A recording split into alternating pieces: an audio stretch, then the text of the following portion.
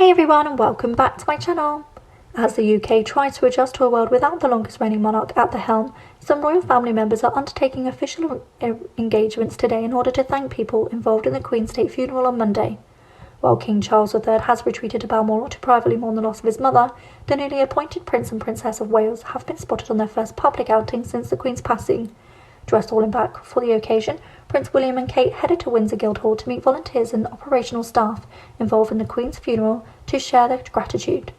Other royal family members are also set to step out on official duties today following the late monarch's funeral, including Prince Edward, who is on a visit to Estonia and Germany, and the Princess Royal as she heads to Portsmouth to meet Royal Navy personnel who took part in the late Queen's funeral procession. Close attention has been paid to regal attire since the sad news of the late monarch's death was announced on 8th of September. As various royals attended a new number of procession and walkabouts to console mourning members of the public and show their respects. Following the death of his mother, Charles instantly took over as king, which meant that the UK entered an official period of mourning 2 weeks ago.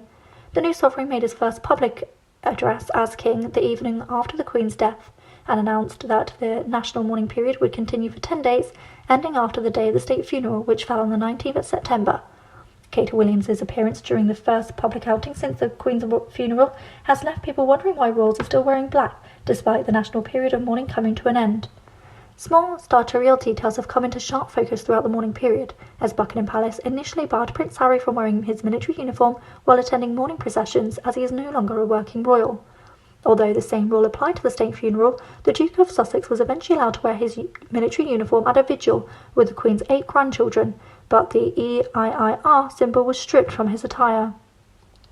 While the UK's mourning period due to a close after the late monarch's state funeral, which saw hundreds of thousands of people flock to London to mourn the Queen, the royal family have their own extended period of mourning that is still in place.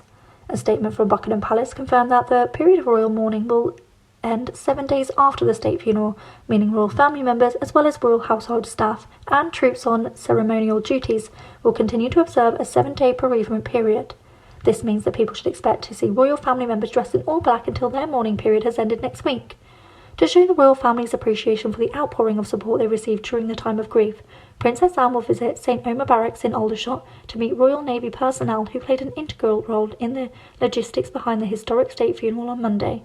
Meanwhile, the Earl of Wessex is undertaking his royal visit abroad in his role as Royal Colonel of 2nd Battalion of the Rifles and Royal Honorary Colonel of the Royal Wessex Yeomanry. Thanks for listening. For more celebrity news, please like, comment and subscribe.